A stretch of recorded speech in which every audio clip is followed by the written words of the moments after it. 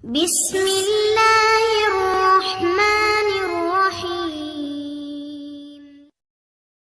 அலைக்கும் வரஹ்மத்துல்லாஹி வபரகாத்துஹு. அன்பிற்குரிய சகோதர சகோதரிகளே, நீங்களும் ஆலிம்களாகலாம் என்ற தினசரி பாடத்தில் வெள்ளி சனி ஆகிய 2 நாட்கள் திருக்குர்ஆனுடைய அர்த்தத்தை பார்த்து வருகிறோம். அதில் பக்ரா அத்தியாயத்தின் 193வது வசனத்தின் ஒரு பகுதியை பார்க்குறோம். இந்த மார்க்கம் அல்லாஹ்வுக்கு ஆவதற்கு வரைக்கும் போர் செய்யுங்கள்ன்ற ஒரு அர்த்தம் தர்ற மாதிரி அந்த வசனம் அமைந்திருக்கிறது. அப்போ மதமாற்றம் செய்வதற்கு போர் செய்யலாம்ங்கிறது தான் அதுக்கு அர்த்தமா வேறு அர்த்தமா என்பதை விளக்குவதற்காக அந்த இடத்த அப்படி நிப்பாட்டி விட்டு இந்த கட்டாய மதமாற்றம் குறித்து இஸ்லாம் என்னவெல்லாம் சொல்லுது என்பதை பார்த்து வருகிறோம். பார்த்துட்டு மறு ரிவர்ஸில் அங்கே போவோம். சரியா? அது தொடர்பான மேலும் சில வசனங்களை பாருங்கள். ஒயின் அஹதும் மினல் முஷ்ரிக்கி நஸ்தஜாரக்க. அப்போ இன்ங்கிறது ஷர்த்து. இன்னும் ஃபேலில் தானே வரும், இந்த இஸ்தஜாரில் வரணும். ஒயின் இஸ்தஜாரக்க, ஒயின் இஸ்தஜாரக்க அஹதும் மினல் முஷ்ரிக்கீன். அப்படி அந்த வார்த்தையுடைய அமைப்பு அப்படி. முஷ்ரிக்குகளில் யாராவது இஸ்தஜாரக்க உம்மிடத்தில் அடைக்கலம் தேடினால், இஸ்தஜாரன்னு கேட்டால் அடைக்கலம், எனக்கு என்னை காப்பாற்றுங்க, அடைக்கலம் கொடுங்க என்று ஒருத்தன் கேட்குறான். யார் கேட்குறான்? முஷ்ரிக்கு வேறு நாட்டிலேருந்து அவன் இணை கற்பிப்பவனாக இருக்கிறான். நீங்கள் இஸ்லாமிய நாட்டில் வர்றான், எனக்கு ஒரு அடைக்கலம் தாங்கன்னு கேட்குறான். அப்போ அவனை என்ன செய்யணும்? நீ மதமாற்றம் தான் மார்க்கமாக இருந்தாங்க, வாடா உன்னை தான் எதிர்பார்த்துருந்தோம், இஸ்லாத்தை ஏற்றுக்கிறியா கொள்ளவான்னு கேட்கணும்ல. அப்படி சொல்லப்படுதா, வேறு மாதிரி சொல்லப்படுதா? அப்போ ஒயின் அஹதும் மினல் முஷ்ரிக்கி நஸ்தஜாரக்க, இணை கற்பிக்கக்கூடியவன் உன்னிடத்தில் பாதுகாப்பு, அதாவது அடைக்கலம் தேடினால் ஃபஅஜிருஹு, அவனுக்கு அடைக்கலம் கொடு. முஸ்லீம் நாட்டில் ஒரு முஸ்லீம் அல்லாத ஒருத்தன் அடைக்கலம் கேட்டு வந்தால் ஃபஅஜிருஹு, அவனுக்கு அடைக்கலம் கொடு. ஹத்தா யஸ்மா கலாம் அல்லாஹ்வுடைய கலாமை கேட்குற வரைக்கும், அல்லாஹ்வுடைய இஸ்லாத்திரிய போதனைகளை கேட்குற வரைக்கும். அப்புறம் என்ன செஞ்சிரு? அவனுக்கு அடைக்கலம் கொடுத்து விட்டு ஒரு இன்னொரு நாட்டுக்காரனுக்கு நம்ம குடியுரிமை கொடுக்கணும்னு எந்த ஒரு சட்டமும் கிடையாது. அடைக்கலம் தான் தேடி வர்றான், அந்த மண்ணில் பிறந்தவன் கிடையாது. வேறு நாட்டில் வந்துட்டான்னு சொன்னால் அவனை விரட்டி விடாமல், இந்த பார்ப்பா இதான் நீங்கள் உனக்கு இஸ்லாத்தினை ஏற்றுக்கிட்டால் தான் அடைக்கலம் தருவோம். அடைக்கலம் கொடுக்குறதுக்கு அதை போதனையாக வைக்கலாம். ஏன்னு கேட்டால் அவனுக்கு கொடுக்க வேண்டிய அவசியம் கிடையாது, வேறு நாட்டிலேருந்து வந்திருக்கிறான். அல்லது நீ கொஞ்ச நாளைக்கு தங்கி இருந்து நாங்கள் சொல்கிறத கேளு, உனக்கு பிடிச்சி இருந்துச்சுன்னா நீ ஏற்றுக்க, அப்படி இல்லைன்னு சொன்னால் உனக்கு எங்கே பாதுகாப்பான இடம்னு சொல்கிறியோ அந்த இடத்துக்கு நாங்கள் உன்னை அனுப்பி வச்சிடுறோம் அப்படின்னு அவனை அனுப்பி வச்சுருங்க. நல்லா சொல்கிறான். எப்படி சொல்கிறான்? ஒயின் அஹதும் மினல் முஷ்ரிக்கி நஸ்தஜாரக்க, முஷ்ரிக்குகளில் யாராவது உம்மிடத்தில் அடைக்கலம் கேட்பானேயானால் நீங்கள் என்ன செய்யுங்க? ஃபஸ்ட் அஜிருஹு, அவனுக்கு அடைக்கலம் கொடுங்கள். எது வரைக்கும் என்றால் ஹத்தா யஸ்மா கலாம் அல்லாஹ்வுடைய கலாமை போதனையை அவன் செவியுறுகிற வரைக்கும் அடைக்கலம் கொடுங்கள். கொஞ்ச நாளைக்கு அடைக்கலம் கொடுத்து எங்களோட பழகிப்பார், எங்கள் வாழ்க்கை முறையை பார், எங்கள் போதனையை பார், இதெல்லாம் பிடிச்சி இருந்து இந்த சமுதாயத்தில் ஒருவனாக நீ விரும்பினால் உனக்கு அடைக்கலம் குடியுரிமையும் தந்துடுவோம், நம்ம நாட்டில் உள்ளவனா அவனை சேர்த்துக்கிடுவோம் அப்படின்னு அர்த்தம். சும்மா அப்புறம் அபுலிகுஹு, அவனை அபுலக என்றால் கொண்டு சேர்ப்பது, அவனை சேர்த்து விடு. மஅமனஹு, அவனுக்கு பாதுகாப்பான இடம். மஅமனி அமனண்டா பாதுகாப்பு கொடுத்தான். மஅமனி என்றால் இஸ்முல் மக்கான், பாதுகாக்கும் இடம். மஅமனஹு, அவனுக்கு பாதுகாப்பான ஒரு இடத்துல கொண்டு அவனை விட்டு விடு, சேர்த்து விடு. அப்போ நம்ம ஒருத்தன் வேறு நாட்டு சேர்ந்த முஸ்லீம் அல்லாதவன் அங்கே உள்ளவனா இல்லை, அங்கே உள்ளவனை அடிக்கிறது விரட்டுறதுக்கே இங்கே சொல்லப்படலை. வெளியிலேருந்து வர்றவனுக்கு நம்ம சேர்க்கணும்னு எந்த ஒரு ரூலும் கிடையாது. வெளிநாட்டுக்காரனுக்கு ஒரு நாட்டில் குடியுரிமை கொடுக்கணுங்கிறது அந்த நாட்டுடைய விருப்பத்தை பொறுத்தது தான். எந்த கண்டிஷன் வேண்டாலும் போடுவாங்க. அந்த மாதிரி வெளிநாட்டிலேருந்து இங்கே வருவாயானால் நீ எங்களில் ஒருவனாக நீ வந்தால் தான் உனக்கு இது இடம் தருவோம். அதுக்கு தான் இஸ்லாம் அந்த அந்த அந்த நிபந்தனையை வைக்கிது. அதுக்காக வேண்டி கட்டாயம் கிடையாது. கொஞ்ச நாளைக்கு எங்களோட தங்கி எங்களுடைய கலாமையெல்லாம் கேட்டுப்பார் அப்படின்னு நம்மளோட பழகினார்னு சொன்னால் என்ன செய்ய, அவருக்கு இஸ்லாம் பிடிச்சி போயிடும். பெரும்பாலும் அப்படி யாரும் திரும்பிலாம் போனதில்லை. அப்படி வந்த பிறகு இல்லைங்க, சரிங்க நான் கேட்டேன், நான் யோசிச்சு சொல்கிறேன் அப்படின்னு சொன்னார்னா, சரி நீ எங்கே போக விரும்புகிற, உனக்கு எங்கே போனால் பாதுகாப்பு, எந்த நாட்டில் உனக்கு பாதுகாப்பு இருக்குன்னு சொல்லு, அங்கே உன்னை விட்டுடுறோம் என்று உன்னை விட்டுறணும். சும்மா அப்லகுஹு, பிறகு அவனை கொண்டு சேர்த்து விடு. மஅமனஹு, அவனுக்கு நம்பிக்கையான இடத்துல பாதுகாப்பான இடத்தில் சேர்த்து விடு. ஏனென்றால் ذَلِكَ بِأَنَّهُمْ قَوْمٌ لَا يَعْلَمُونَ, ஏன் சேர்க்க சொல்கிறோம்னா போய் போட்டு தள்ளிடுன்னு சொல்லலாம்ல, அப்படி செய்யக்கூடாது. ஏன்னுட்டு அவங்க அறியாத மக்கள். நீ சொல்ல வேண்டியது சொல்லிவிட்டு அதுக்கப்புறம் உனக்கு புரியலைன்னா அவனை வனப்படி என்ன செய்கிறது? நாளைக்கு இப்போ அன்னஹும் கௌமுன் லா யாலமூன், அவங்க அறியாத மக்களாக இருக்கிறார்கள். அறியாத மக்களுக்கு நீ சொல்லு, புரிஞ்சுக்கிட்டா ஓகே. புரியலைன்னா அறியாதவனுக்கு என்ன செய்கிறது? இல்லைப்பா அவனுக்கு பாதுகாப்பாக உன்னை கொண்டு போய் விட்டுறணும் அப்படின்னு சொல்லி விடுனா இது கட்டாயப்படுத்துகிற மார்க்கமாக? இது வலுக்கட்டாயப்படுத்தி சேர்க்கக்கூடிய ஒரு தன்மை ஏதாவது இருக்குதா இதில்? இல்லை. அதே மாதிரி 10:99 அல்லாஹ் சொல்லி காட்டுகிறான், உலவு ஷா ரப்புக்க, உமது இறைவன் நினைத்திருந்தால் இல்லை ஆமன மன்ஃபில் அருதி குல்லுகும் ஜமியா, பூமியில் உள்ள அத்தனை பேரும் ஒட்டுமொத்தமாக ஈமான் கொண்டிருப்பார்கள். உலவு ஷா ரப்புக்க, உமது இறைவன் நினைத்திருப்பான் என்று சொன்னால் ல ஆமன நம்பிக்கை கொண்டிருப்பார்கள், மன்ஃபில் அருதி பூமியில் உள்ளவர்கள் குல்லுகும் அனைவரும் ஜமியான் ஒட்டுமொத்தமாக. அப்போ ஒட்டுமொத்தமாக அனைவரும் ஈமான் கொண்ட ஒரு அல்லாஹ் நினச்சிருந்தா ஒருத்தன் காஃபிராக இருப்பானா? எல்லாமே ஆகியிருப்பார்கள். அதனால் அல்லாவே இப்படி ஆக்கியிருக்கிறான், நீ போட்டு அழட்டிக்கிறாதுங்கிறான் அல்லா. அதனால் அஃபான்த துக்குரிகுன் நாச, நீ மக்களை நிர்பந்திக்க போகிறீரா? ஹத்தா யக்கூனு மூமினீன், அவங்க மூமினாவதற்காக நீ நிர்பந்திப்பீரா? அப்படின்னு நிர்பந்திக்காதுன்னு அர்த்தம். அஃபான்த துக்குரிகுன் நாச, அக்கரகண்டா கட்டாயப்படுத்துறதுன்னு வச்சுல, லா இக்கராகன்னு படித்தோம்ல, தான் அஃபான்த துக்குரிகுன் நாச, நீ மக்களை நிர்பந்தப்படுத்துகிறாயா? ஹத்தா யக்கூனு மூமினீன், ஹத்தான்னா தாலீல், இந்த லாமுடைய அர்த்தம். அவர்கள் மூமின்களாக ஆவதற்காக, அவங்க மூமின்களாக ஆவதற்காக வேண்டி நீ கட்டாயப்படுத்த போறியா? கட்டாயப்படுத்தாதே. இந்த போரியாங்கிறது இஸ்திஃபாமில் இன்கார், செய்ய வேணாம்ங்கிறது என்ன செய்வோம்? அப்படி கேட்போம், செய்கிறியான்னா செய்யாதே அப்படிங்கிறதுக்காக வேண்டி கொஸ்டின் மார்க்கு போட்டு கேட்போம். அந்த ஸ்டைலில் கேட்கப்படுது. அப்போ 10:99 எல்லாம் என்ன செய்கிறான்டா? அவன் காஃபியராக இருக்கான்டா, நான் தானேப்பா நாடி இருக்கிறேன், நீ எதுக்கு போட்டு அவனை போட்டு கட்டாயப்படுத்திக்கிட்டு இருக்கிற மூமின் ஆகுறதுக்காக வேண்டி? சொல்லு, ஏற்றுக்கிட்டா ஏற்றுக்கிறான், ஏற்றுக்கிறாட்டி விட்டுரு. அதுதான் நம்ம இஸ்லாத்தின் பாலிசின்னு நல்லா சொல்லி காட்டுறான். அப்போ அஃபான்த துக்குரி உன்னாச ஹத்தா யக்கூனு மூமினீன், அவங்க மூமின்களாவதற்காக வேண்டி மக்களை நீ கட்டாயப்படுத்த போறியா அப்படின்னு 10:99 அல்லாஹ் என்ன செய்கிறான்? கேட்குறான். அதே மாதிரி 10:108 வசனத்தில் அல்லாஹ் சொல்லுகிறான், குல் நபியை நீங்கள் சொல்லுங்கள், யா யுஹன்னாசு மனிதர்களே, கஜ்ஜா குமுல் ஹக்கு, உங்களிடத்திலே சத்தியம் விட்டது, ரப்பிக்கும் உங்கள் இறைவனிடமிருந்து சத்தியம் வந்துருச்சு. இதான் சத்தியம்னா இந்த இஸ்லாம் மார்க்கம் விட்டது. ஃபமன் இஹ்ததா, எவன் நேர்வழி பெறுகிறானோ, இப்போ இன்னமா எஹ்ததி லி நப்சிஹி, அவன் தனது வந்திருக்கு பாருங்கள், தனது நன்மைக்காகவே நேர்வழி பெறுகிறான். எஹ்ததினா நேர்வழி, வந்துட்டான்னு அர்த்தம், அவனுடைய நன்மைக்காகவே நேர்வழி பெறுகிறான். உமன் நல்ல, எவன் வழிகெடுகிறானோ, இப்போ இன்னமா எதில்லு அலைகா, அலா வந்துருச்சு பாருங்கள், அவனுடைய தீமைக்கு அவனுடைய தீமைக்காகத்தான், அவனுடைய கெட்டதுக்கு தான் வழிகட்டுறான், அவனுடைய நன்மைக்காகத்தான் அவன் நேர்வழி பெறுகிறான். அவன் வழிகட்டான்னு சொன்னால் அவனுக்கு தான் கேடு. எங்கள் இஸ்லாத்துக்கு எந்த ஒரு லாஸும் கிடையாது அதனால் அப்படின்னு அர்த்தம். மணிகுத்ததா, யார் நேர்வழி பெறுகிறானோ, இப்போ இன்னமா எகுத்ததீலி நப்சிஹி, அவன் தனக்குத்தான் தனது நன்மைக்குத்தான் நேர்வழி பெறுகிறான். ஒமன் நல்ல, எவன் வழிகெடுகிறானோ, இப்போ இன்னமா எலுள்ள அலைகா, தனக்கு எதிராகத்தான் வழிகடுறான், தனக்கு எதிராகத்தான் வழிகட்டு போனால் அவனுக்கு தான் எதிரது அப்படின்னு சொல்லிவிட்டு, ஒமான அலைக்கும் வக்கீல், நான் உங்களின் பொறுப்பாளன் இல்லை என்று சொல்லிவிடுவாராக.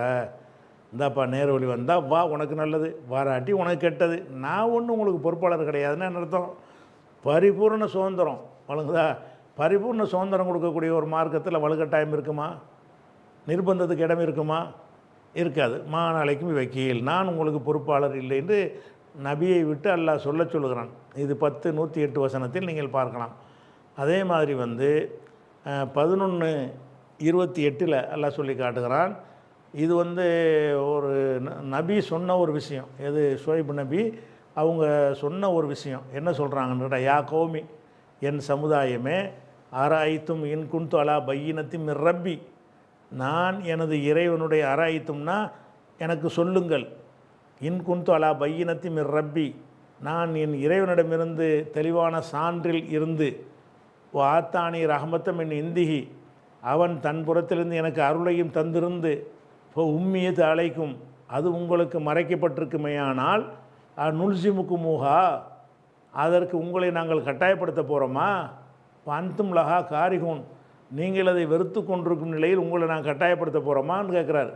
அதாவது நான் தெளிவான நேர்வழியில் இருக்கிறேன், அல்லாஹ் எனக்கு அருள் செஞ்சுருக்கிறான். அந்த நேர்வழி அருள் வந்து உன் கண்ணுக்கு தெரிய மாட்டேங்குது.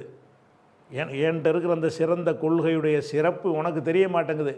அப்படி சரியாமல் நீ இருந்தேன்னு சொன்னால் உன்னை வந்து வலுக்கட்டாயப்படுத்த போகிறோம்மா நாங்கள், அப்படி சொல்லுங்கங்கிறான். நபியை பார்த்து சொல்ல அந்த நபி சொன்னாருங்கிறான். நபி என்ன சொன்னாராம் போய், இன் குன்து அலா பையினத்தி மிர் ரப்பி, நான் என் இறைவன் புறத்திலிருந்து வந்த பையினத்துனா தெளிவான ஆதாரம், தெளிவான ஆதாரத்தோடு நான் இருந்தேனேயானால், ஆத்தானி ரஹமத்தன் மின் இந்திகி, அவன் தன் புறத்திலிருந்து எனக்கு ஒரு ரஹமத்தை அளித்திருப்பானேயானால், உம்மியத்து அழைக்கும், அது உங்களுக்கு மறைக்கப்பட்டிருக்குமேயானால் உங்களுக்கு தெரியாமல் போச்சுன்னு சொன்னால், நுல்சிமுக்கும் மூஹா, அதற்காக உங்களை நாங்கள் வற்புறுத்துவோமா, கட்டாயப்படுத்துவோமா, வந்தும்லஹா காரிகூன், நீங்கள் அதை வெறுக்கக்கூடிய நிலையில் நாங்கள் கட்டாயப்படுத்துவோமா, படுத்த மாட்டோம். இந்தப்பா நான் நேர்வழியில் இருக்கிறேன், உனக்கும் கண்ணுக்கு அது தெரியலை, தெரியாட்டி போ, உன்னை நான் கட்டாயப்படுத்துகிற ஆள் கிடையாது அப்படின்றது நபி சொன்னதாக 11ஆவது சூறாவில் 28 எல்லாம் சொல்லி காட்டுகிறான். அப்போ மார்க்கத்தை பரப்புவதற்கு போர் கிடையாது, வாழ்முனையில் இஸ்லாத்துக்கு கொண்டு வருவது என்பது இஸ்லாத்தில் கிடையாது. இது பேசிக்கான ஒரு விஷயம். அதே மாதிரி அல்லாஹ் கேட்குறான் 18 29 கேட்குறான், குல் நபி நீங்கள் சொல்லுங்கள், அல் ஹக்கும் ரப்பிக்கும், சத்தியம் இறைவன் புறத்திலிருந்து வந்திருக்கிறது, ஃபமன் ஷா, விரும்பியவன் ஃபொல் யூமின் நம்பட்டும், ஒமன் ஷா, விரும்பியவன் ஃபொல் யக்ஃபுர் நிராகரித்து கொள்ளட்டும், வந்தாவா வராட்டிப்போம். இது இறைவன்கிட்டருந்து உள்ள ஒரு மார்க்கம் என்று சொல்லிவிட்டு அல்லாஹ் என்ன செய்கிறான், ஃபமன் ஷா ஃபொல் யூமின், விரும்புனா ஏற்றுக்கொள், ஒமன் ஷா ஃபொல் யக்ஃபுர், விரும்பினா அப்படின்னா சுதந்திரம் இருக்குது. அதே நேரத்தில் மறுமையில் மாட்டிக்கிறவன், இன்னும் ஆழ்த்தது நாளில் லாலிமீன, அநியாயக்காரர்களுக்காக நம்ம சித்தப்படுத்தி வைத்திருக்கிறோம், தயார்படுத்தி வைத்திருக்கிறோம், நரகத்தை சித்தப்படுத்தி இருக்கிறோம்னு சொல்லி அது அந்த மறுமையில் உள்ள தண்டிப்பேங்கிறான். துன்யாவில் ஒன்றும் கிடையாது. 18 29 நல்ல ஒரு விஷயத்தை எல்லாம் சொல்லி காட்டினான். அதே மாதிரி வந்து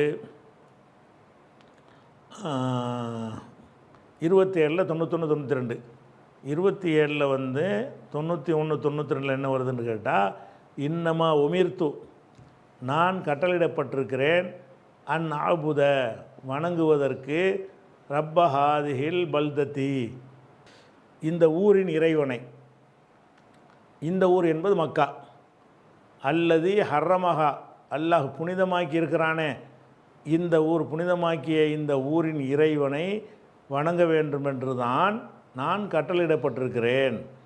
இது மக்காவில் இறங்கின வசனம்னு இந்த வசனத்திலேருந்தே சொல்லிவிடலாம்.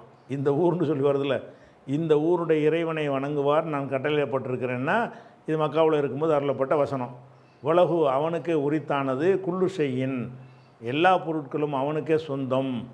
உமிர்த்து, மேலும் நான் கட்டளையிடப்பட்டிருக்கிறேன், அன் அக்கூன மினல் முஸ்லிமீன், முஸ்லீம்களில் ஒருவனாக ஆவதற்கு நான் கட்டளையிடப்பட்டிருக்கிறேன். மேலும் அன் அத்துலுவல் குர்ஆன, குர்ஆனை நான் ஓதுமாறும் கட்டளையிடப்பட்டிருக்கிறேன். அங்கே அத்துவு அன் அக்கூன அன் அத்துலுவ, உமிர்த்து அன் அத்துலுவன்னு வச்சுக்கிறணும். இது இந்த அன் அக்கூனன்னு வந்துச்சில ஆயத்தில் அங்கே கொண்டே அத்துவு செஞ்சோம்னா இந்த உமிர்த்துங்கிறது இங்கே வந்துடும். உமிர்த்து அன் அத்துலுவல் குர்ஆன, குர்ஆனை நான் ஓத வேண்டும் என்று கட்டளையிடப்பட்டிருக்கிறேன், அதுதான் எனக்கு தந்த கட்டளை. ஃபமன் இஹ்ததா, யார் நேர்வழி பெறுகிறானோ, ஃப இன்னமா எஹ்ததி லி நஃப்ஸிஹி, அவனுடைய நன்மைக்குத்தான் நேர்வழி பெறுகிறான். ஒமன் நல்ல, எவன் வழிகெடுகிறானோ, ஃபக்குல் நபியை நீங்கள் சொல்லிடுங்க, இன்னமா அனமினல் முன்திரீன், நான் எச்சரிக்கிற ஆள் தான். நீ வழிகெட்ட என்று சொன்னால் மிரட்ட மாட்டேன், அடிக்க மாட்டேன், மறுமையை குறித்து எச்சரிக்கை செய்வேன். இன்னமான மினல் முன்திரீன், நான் எச்சரிக்கை செய்பவன் தானே தவிர உனக்கு பொறுப்பாளன் கிடையாது, உனக்கு நான் வந்து கார்டியன் கிடையாது அப்படின்னு சொல்கிறான் 27 92. அப்போ எந்த விதமான கம்பல் பண்ணக்கூடிய விஷயமும் இஸ்லாத்தில் இல்லவே இல்லை. அதே மாதிரி வந்து 39 40 எதுக்கு நிறைய காட்டுறோம் என்று கேட்டால், அவ்வளோ விஷயங்கள் வசனத்தில் சொல்லி இந்த ஒரு வசனத்தை மட்டும் பிடிச்சிக்கிட்டாங்க. இந்த வசனம் ஒன்று, இன்னொரு வசனம் இதே மாதிரி இருக்குது. அந்த 2 வசனத்தை பிடிச்சிக்கிட்டு மத மாற்றத்துக்கு தான் வந்து போர் செஞ்சுருக்கிறாங்கன்றாங்க. அதுக்காகத்தான் இம்புட்டையும் எடுத்து காட்ட வேண்டியிருக்கு. அதே மாதிரி 39 41 வந்திருக்கிறது, இன்னா அன்சல்னா அலைக்கல் கிதாபல் இன்னாசிபில் ஹக்கை, உமக்காக இந்த கித்தாபை மனிதர்களுக்காக வேண்டி உமக்கு இந்த வேதத்தை அருளி இருக்கிறோம், சத்தியத்துன்னு அருளி இருக்கிறோம். ஃபமன் இஹ்ததா, எவன் நேர்வழி பெறுகிறானோ, ஃபலி நப்சிஹி, அவனது நன்மைக்கே, ஒமன் லல்ல எவன் வழிகெடுகிறானோ இன்னமா எதில் அலைகா அவனுக்கு கேடாகவே வழிகெடுகிறான். ஒமான் தாலைஹிம்பி வக்கீல் நீ அவர்களுக்கு பொறுப்பாளன் கிடையாது என்று 39-41லையும் எந்த விதமான நிர்பந்தமும் இந்த மார்க்கத்தில் கிடையாது என்று அல்லாஹ் என்ன செய்கிறான், நமக்கு சொல்லித் தருகிறான். அப்போ அதே மாதிரி ஃபலிதாலிக்க ஃபது இதன் பக்கம் அழைப்பீராக. இதன் பக்கம்னா அந்த தௌஹீத், அதுக்கு முந்தின வசனங்களில் தௌஹீதை பற்றி சொல்லப்பட்டிருக்கு. ஃபலிதாலிக்க உதுவு ஃபது இதன் பக்கம் அழைப்பீராக. ஒஸ்தகிமு கமா உமிர்த்த கட்டளையிடப்பட்டது போல உறுதியாக இருப்பீராக. கட்டளை உனக்கு என்ன கட்டளை போடப்பட்டுச்சோ அது மாதிரி இஸ்தகாமாண்டா உறுதியாக இருந்தான். இஸ்தகிம் என்றால் அம்ரு, ஒஸ்தகிம் கமா உமிர்த்த ஆணையிடப்பட்டவாறு நீ உறுதியாக நிற்பீராக. ஒலா தத்தபி நீ பின்பற்றி விடாதே அஹ்வாகும் அவங்களுடைய மனோ இச்சைகளை பின்பற்றி விடாதே. ஒக்குள் நீ சொல்லு ஆமன்து பிமா அன்சல் அல்லாஹு மின் கிதாபின் அல்லாஹு இறக்கிய வேதத்தை நம்பினேன் என்று சொல்லு. ஓ உமிர்த்து நான் கட்டளையிடப்பட்டிருக்கிறேன் லி ஆதில பைனக்கும் உங்கள் மத்தியில் நீதியாக நடக்க வேண்டும் என்று தான் எனக்கு கட்டளை. நீதியான முறையில் நடக்கிறதுக்கு நான் கட்டளையிடப்பட்டிருக்கிறேன். அப்போ அல்லாஹு ரப்புனா ரப்புக்கும் அல்லாஹ் தான் எங்களுக்கும் உங்களுக்குமான இறைவனாக இருக்கிறான். லனா ஆமாலுனா வழக்கும் ஆமாலுக்கும் எங்கள் அமல் எங்களுக்கும் உங்கள் அமல் உங்களுக்கு. லா ஹுஜ்ஜத பைனனா உபைனக்கும் எங்களுக்கு உங்களுக்கு மத்தியில் எந்த விவகாரமும் இல்லை, வேறு விவகாரம் இல்லை. அல்லாஹு எஜ்மோ பைனனா அல்லாஹ் நம்மளை ஒன்று சேர்ப்பான். ஓ இலைஹில் மசீர் அவனிடத்தில் தான் திரும்பி செல்லுதல் இருக்கிறது என்று மறுமையை சொல்லி தான் போதனை செய்யப்படுதே தவிர நீ வரலன்னு சொன்னால் நடக்கிறது வேறேன்று ஒரு போதனை இருக்கவே இல்லை. இது 42:15 இப்படி வருகிறது. அதே மாதிரி 42-48 வசனம் சொல்கிறது ஃபைன் ஆரலு அவர்கள் புறக்கணிப்பார்களேயானால் ஃபமா அர்சல்னாக்க அலைஹிம் ஹஃபீலா அவர்கள் மீது பாதுகாவலராக உம்மை நாம் அனுப்பவில்லை. ஃபமா அர்சல்னாக்க உம்மை அனுப்பவில்லை. ஹஃபீலன் அலைஹிம் அலைஹிம் ஹஃபீலன் மாற்றி வந்திருக்கு. ஹஃபீலன் அலைஹிம் அவர்களுக்கு பாதுகாவலராக உம்மை நம்ம அனுப்பவில்லை. இன் அலைக்க இந்த இன் என்று ஒரு வார்த்தை வந்துச்சுன்னு சொன்னால் ஃபேலில் வந்துச்சுன்னு சொன்னால் அதுக்கு ஷருத்தர்த்தம் கொடுப்போம். அந்தால் போனால் அடித்தால் குடித்தால் இன் அரபு அடித்தால் இன் நசர உதவி செஞ்சால் இன் மாற்ற செத்தால் அந்த இன்னுங்கிறதுக்கு வந்தால் போனால்னு அந்த ஆளுங்கிற அர்த்தம் கொடுப்போம். அது ஃபேலில் வந்துச்சுன்னு சொன்னால் ஃபேல் இல்லாமல் வந்துச்சுன்னு சொன்னால் அதுக்கு பிறகு இல்லாண்டு ஒரு வார்த்தை வந்துச்சுன்னு சொன்னால் அந்த இன் என்பதற்கு நஃபியுடைய அர்த்தமாயிரும். இன் அழைக்க மீது கிடையாது. இன்னா இல்லைன்னு அர்த்தம். இந்த இல்லைன்னு இதை வச்சு கண்டுபிடிக்கிறோம்னு கேட்டால் பின்னாடி இல்லா வர்றதுனால தான். இன் அழைக்க இல்லல் பலாகு எடுத்து சொல்வது தவிர வேறு மீதுக்கு இல்லை. இன் அழைக்க மீது கிடையாது. இந்த இன்றதுக்கு எப்போ எதிர்மறையுடைய அர்த்தம் வரும், இல்லாவுக்கு முன்னாடி வரும், வினை சொல்ல வராமல். அப்போ இன் அழைக்க மீது கிடையாது இல்லை. இல்லல் பலாகு எடுத்து சொல்வதை தவிர வேறு ஒன்றும் கிடையாது என்று அவங்களுக்கு சொல்வீராக. இதுலேயும் கட்டாயம் கிடையாதுன்னு என்ன செய்கிறது வந்திருக்கிறது. அதே மாதிரி 50-45 வசனத்தில் என்ன வருதுன்னு கேட்டால் நஹ்னு ஆலமு பிமா யகூலூன் அவர்கள் கூறுவதை நம்ம அறிவோம். அவர்கள்னால் யார் உம்முடைய எதிரிகளாக இருக்கிறாங்கல்ல அவங்க உன்னை பற்றி என்னவெல்லாம் பேசுகிறாங்களோ அது எல்லாமே எனக்கு தெரியும். அவர்கள் கூறுவதை நம்ம அறிவோம். ஒமா அன் தாலஹிம்பி ஜப்பாரின் அவர்கள் மீது நீ அடக்குமுறை செய்பவர் இல்லை. ஜப்பார்னால் அடக்குமுறை செய்கிறது, ஆதிக்கம் செலுத்துறது. நீ அவர்கள் மீது அடக்குமுறை செய்பவர் கிடையாது. ஃபதக்கிர் பில் குரானி குரானை கொண்டு அறிவுரை சொல்வீராக. மைய ஹாஃபு வயீத் எனது எச்சரிக்கையை யார் பயப்படுகிறார்களோ அவங்களுக்கு அறிவுரை சொல்வீராக. எனது எச்சரிக்கைன்னா மறுமையில் தண்டிப்பேன்னு சொல்கிறாங்களே எச்சரிக்கை, அதான் வயதுங்கிறது. வயதுக்கு பின்னாடி ஒரு ஏ இருக்கும், வயதீன் இருக்கும். அது கடைசியில் இந்த ஏ என்ன செய்வாங்க, இந்த கசரில் விளங்கிக்கிறோங்கிறனால நீக்கி விட்ருவாங்க. தக்கீர் ஃபில் குரானி குரானை கொண்டு அறிவுரை சொல்வீராக. மைய ஹாஃபு ஐதி எனது வயது, அதாவது வாத என்றால் வாக்குறுதின்ற அர்த்தம். வாத என்றால் வாக்களித்தான். இந்த வாத என்பதில் அதாவது வாதத்துன்னா வாக்குறுதின்னு அர்த்தம். வாத என்றால் வாக்குறுதி அளித்தான். வாதத்துன் வாதாங்கிறோம்ல, வாதா கொடுத்துருக்குறேன்ட்டு வாய்தாம்மா இங்கே கோர்ட்டில், அதெல்லாம் வாய்தான்னு அந்த வாதாத்தான் சொல்கிறாங்க. வாய்தானா நாளைக்கு ஆஜராகணும்னு சொல்லி ஒரு வாக்குறுதி கொடுப்பது. வாதாங்கிறது தான் கோர்ட்லலாம் என்ன செய்கிறாங்க, அந்த முகலாயர்கள் அப்படி நடைமுறை கொண்டு வந்த அடிப்படையில் வக்கீல் வாதா எல்லாமே வாதா வாய் தான் வாங்கியவங்க. இப்போ தக்கீர் பில் குரானை கொண்டு அறிவுரை சொல்வீராக மையஹாஃபு வாயீத். அதுக்கு வாதாங்கிற வார்த்தைக்கு வந்து வாக்குறுதிங்க. அந்த வாத என்பதிலிருந்து வயீத் என்று மாற்றிட்டோம்னு சொன்னால் எச்சரிக்கை. அதாவது வாதா வயீத் ரெண்டு வார்த்தையும் வாதாவிலிருந்து வருகிறது. நல்லதை சொல்லி வாக்குறதுக்கு வாதாம்பாங்க, கெட்டதை சொல்லி பயங்காட்டுறதுக்கு வயதும்பாங்க. உன்னை நரகத்தில் போட்டுருவேன் என்று சொன்னால் அது வயது, உனக்கு சொர்க்கத்தை தருவேன் என்றால் அது வாதா. அப்போ தக்கீர் பில் குரானை கொண்டு எச்சரிக்கை செய்வீராக மையஹாஃபு வயீத், எனது எச்சரிக்கையை பயப்படுபவனுக்கு. வாதா செஞ்சால் பயப்பட மாட்டான், ஆசைப்படுவான். வயதுன்னா பயப்படுவான். வயதுன்னு சொன்னால் ஒருவனுக்கு தண்டனையை சொல்லி அறிவுரை சொன்னோம் என்றால் அதுக்கு பேர் வயது. அவனுக்கு கிடைக்கக்கூடிய பரிசுகளை சொல்லி அறிவுரை சொன்னோம் என்றால் அதுக்கு பேர் வாதா. அப்போ இங்கே வந்து வாயுது வந்திருக்கு. இப்போ தக்கீர் பில் குரானை கொண்டு நீ அறிவுரை சொல்வீராக மையஹாஃபு வயீத், எனது எச்சரிக்கைக்கு அஞ்சுபவனுக்கு அறிவுரை சொல்வீராக. அப்போ என்ன இங்கே வருது, அவங்க என்னென்ன பேசுகிறாங்கன்னு எனக்கு தெரியும்.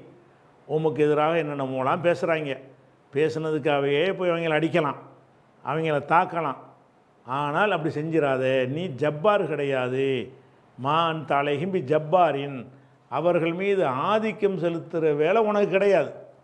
உன் வேலை என்ன, குரானை கொண்டு தப்பா நரகம் இருக்குப்பா, ஒழுங்காக இருக்கப்பா, இந்த மாதிரி கல் மண்ணெலாம் வணங்கினீங்கன்னா அல்ல நரகத்தில் போட்டுருவான்ப்பா, நிரந்தரமாக கிடப்பீங்க, தாங்க முடியாதுப்பா, இப்படி எச்சரிக்கை பண்ணும். இப்போ தக்கீர் பில் குரானை கொண்டு அறிவுரை சொல்வாயாக மையஹாஃபு வயீத், எனது எச்சரிக்கையை அஞ்சக்கூடிய மக்களுக்கு குரானை கொண்டு. அப்போ எந்த ஒரு கட்டாயப்படுத்தலும் கிடையாதுங்கிறதுக்கு எப்படித்தன வார்த்தைகளை பயன்படுத்தி எல்லாம் சொல்கிறான். இது 50-45 எல்லாம் சொல்லி காட்டுறான். அதே மாதிரி வந்து 88-22 என்ன வருதுன்னு கேட்டால் ஃபதக்கிர், நீ அறிவுரை கூறுவீராக. இன்னமா அந்த முதக்கிருன், நீ அறிவுரை கூறுபவர் தான். இன்னமா வந்துருச்சுல, ஃபதக்கிர் நீ அறிவுரை கூறுவாயாக. இன்னமா அந்த நீ முதக்கிருன், அறிவுரை கூறுபவர் தான். லஸ்தா அலைஹிம்பி முசைத்திரின், அவர்கள் மீது அடக்குமுறை செய்பவர் கிடையாது. நீ அறிவுரை தான் சொல்லலாமே தவிர வர்றியா வரலையா அது கூடாது, கொன்று விடுவேன் இதெல்லாம் கூடாது. அப்போ நீ தக்கிற நீ என்ன அறிவுரை தான் சொல்லணும். ஏன்னு கேட்டால் உன்னை அனுப்புனது அறிவுரை சொல்லத்தான். இப்போ தக்கிற இன்னமா அந்த முதக்கிரும், நீ அறிவுரை சொல்பவர் தான். லஸ்தா அலைஹிம் பி முசைத்திரின், அவர்கள் மீது நீ அடக்குமுறை செய்பவன் கிடையாது என்று எல்லாம் என்ன செய்கிறான், இவ்வளோ வசனங்களில் சொல்லிட்டான். அப்போ இவ்வளோ வசனங்களையும் பார்க்கும் பொழுது நம்ம என்ன விளங்குறோம் என்று கேட்டால், இஸ்லாத்தில் வந்து கம்பல்சரி கிடையாது என்ற ஒரு விஷயத்தை விளங்கி கொள்கிறோம். இது போக இன்னொரு அம்சமும் இருக்குது. ஒருவன் இஸ்லாத்தை ஏற்கிறான்ல, இஸ்லாத்தில் எல்லா விஷயமுமே மனதார உள்ளதுக்கு தான் அல்லாட்ட வந்து கூலி இருக்குதுங்க. ஒரு முஸ்லீமே இருக்கிறான், அவன் வந்து ஒரு பெருமைக்காக வேண்டி போய் இப்போ உயிர் தியாகம் பண்ணிடுறான், அவனுக்கு சொர்க்கம் கிடைக்குமா? கிடைக்காது. ஏன்? அவன் நோக்கம் என்னது, நம்மளை வீரண்டு பாராட்டணும். ஒரு பெரிய கொடை வள்ளல் இருக்கிறான், நம்மளை வள்ளல்ண்டு பேர் வாங்கணுங்கிறக்கா அள்ளி அள்ளி கொடுக்குறான்டா, ஏதாவது கூலி கிடைக்குமா? அல்லாட்ட ஒன்றுமே கிடைக்காது. அது வந்து தூக்கி நரகத்துக்கு போடுவான்ருவான். பெரிய ஒரு அறிஞன் இருக்கான், மார்க்கத்தை கற்று அடுத்த ஆளுக்கு சொல்லிக்கிட்டு இருக்கிறான். அதை சொல்கிறதுக்கு நோக்கம் என்னன்னு கேட்டால் எல்லோரும் அறிஞர் என்று பாராட்டணும், அதுதான் அவனுடைய ஒரே நோக்கமாக இருக்குது. இவனுக்கு ஏதாச்சும் கிடைக்குமா? ஒன்றுமே கிடைக்காது.